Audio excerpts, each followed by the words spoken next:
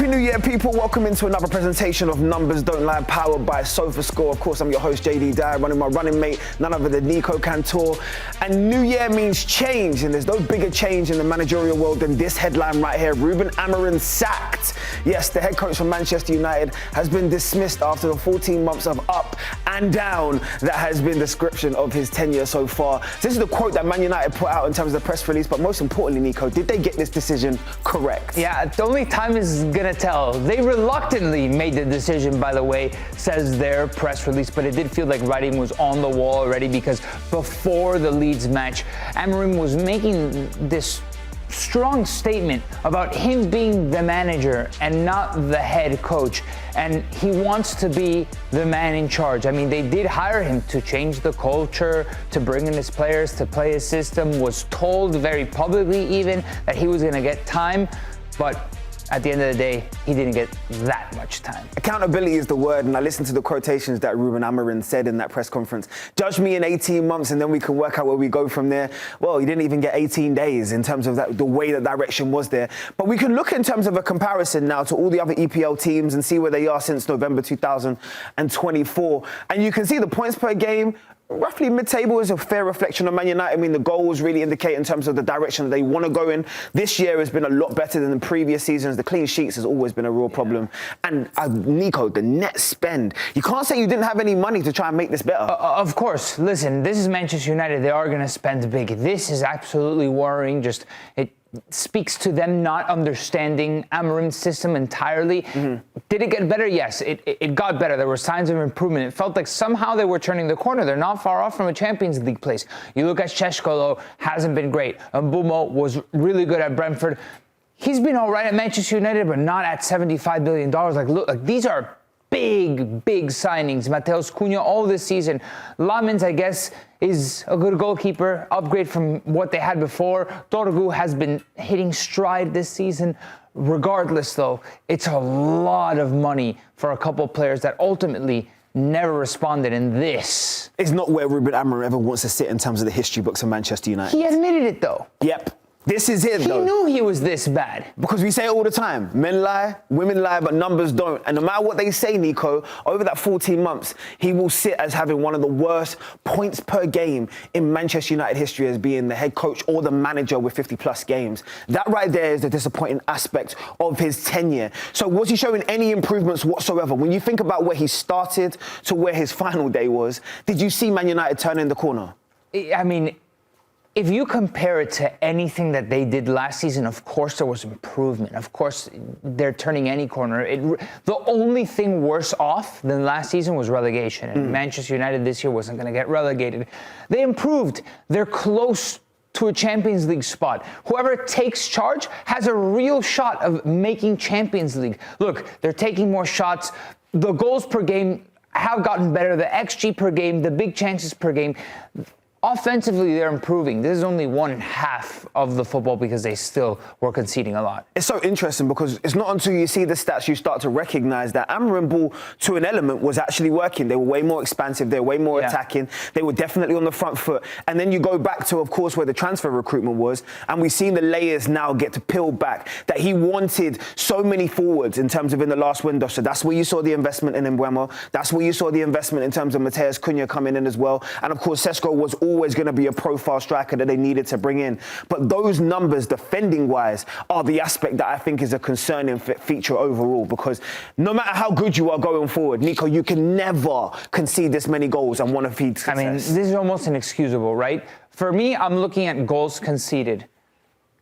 1.5 from EPL teams this year, but their XG is 7th from 20 teams. So the fact that they concede more than they should be conceded is a worrying sign, right? And you could have your players slowly trying to find their form, like Mbumo, like Cunha. They've had a couple of moments here, there, sure. And is the upside of them very big? Yes, they are. I think they showed at their previous clubs that they can be very good players. But as a team in general, it feels like Manchester United can have a good day and then they can have a bad day within 90 minutes. Like defensively, like this will bring you down a lot. Well, inconsistency has definitely been a feature of Manchester United over the last 14 months. But I'll tell you what hasn't been an inconsistency, the use of this formation, because this has been a talking point, I would say, throughout the whole of Ruben's tenure. The 3-4-2-1 or 3-4-3, depending on the flexibility of those two things. But he was adamant he wanted to play those 10s. He wanted to find players in those profiles. And when you start seeing the results, unfortunately, because of the excellence that was shown with 4 at the back or in other formations, it started to highlight his shortcomings in terms of from a tactical perspective. Do you think that, I would say, stubbornness is going to be a factor when he reflects upon this as an aspect of maybe something he looks back on would have changed? Not really, because he said it himself. Especially, I guarantee you, he said it to the Manchester United board when he was getting hired. I play this way. Mm-hmm. This is the way that I will play at Manchester United, and I'm not going to change. I'm going to need players to play my formation, to play my methodology.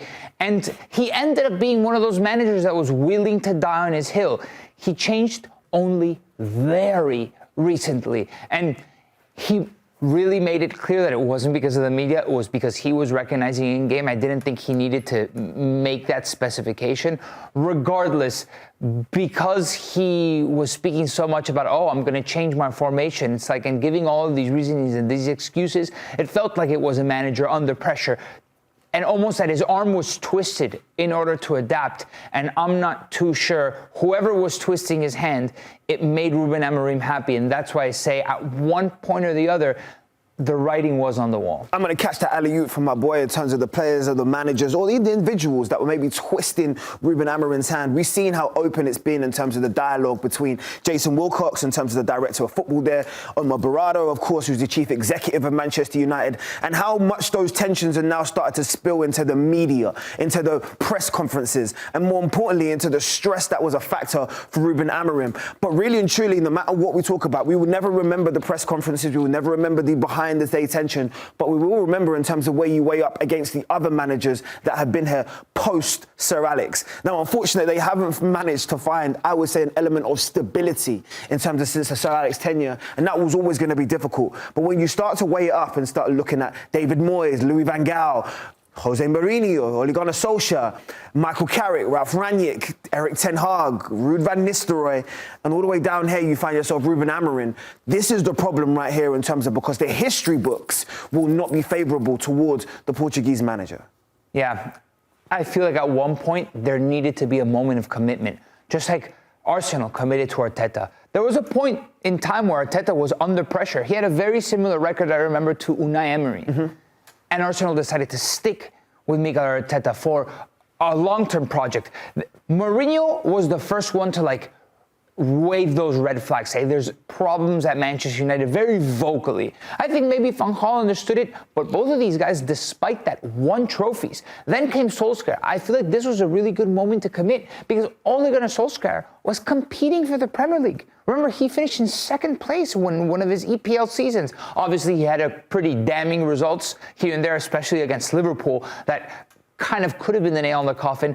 But I feel like we have come so far from this because Ten Hag was not great. They gave him a new contract and fired him. And it just feels like I'm seeing this pattern of depositing faith in a manager, and in the first moment, they're either called into question, I'm talking about the board, or something goes wrong, sacked. Before we flip to the future, I'd really want to take an element as you're just reflecting in terms of where they've been, because yes, we can list the new managers that are going to come up. Of course, Oliver Glasner is going to be one that's going to be in there. Enzo Maresca is going to be one that's in there. And of course, Darren Fletcher, who right now was the head coach of the under-18s. And of course, his son has had his debut most recently in terms of for Manchester United. So you can see the direction they want to go in. But there has to be one thing which you just said, which is accountability. They need to take a point to reflect and understand what's gone wrong with the graphic we just saw of all of those other directors. Yes, not every single one of those managers or head coaches have been under Ineos, but the problem still remains in terms of there's no accountability. There's no accountability from Barada. There's no accountability in terms of when you're looking at it from Jason Wilcox. There's no accountability overall when they're looking at the direction that Manchester United, one of the leaders in global football, is going in. There's no way we're supposed to have Man United 15th in the Premier League. There's no way we're supposed to be talking about monetary problems. There's no way a manager is supposed to be screaming outwardly in press conferences about other people directing in terms of the tactics that he's going in.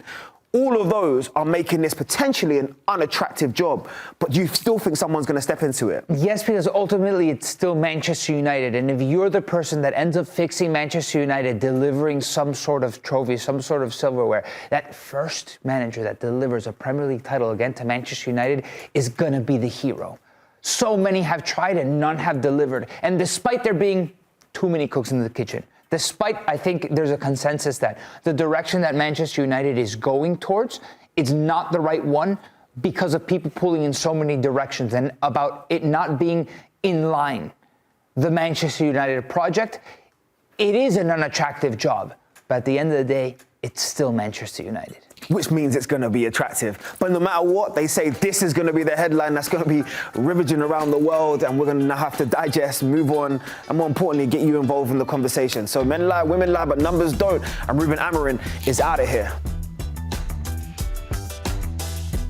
Hey, thanks for watching this video from Numbers Don't Lie. Be sure to catch our show every Monday at 5 p.m. on YouTube. And for news and insights from leagues all around the world, including Serie A, EFL, and all UEFA competitions, both men's and women's, don't forget to sign up for Paramount+.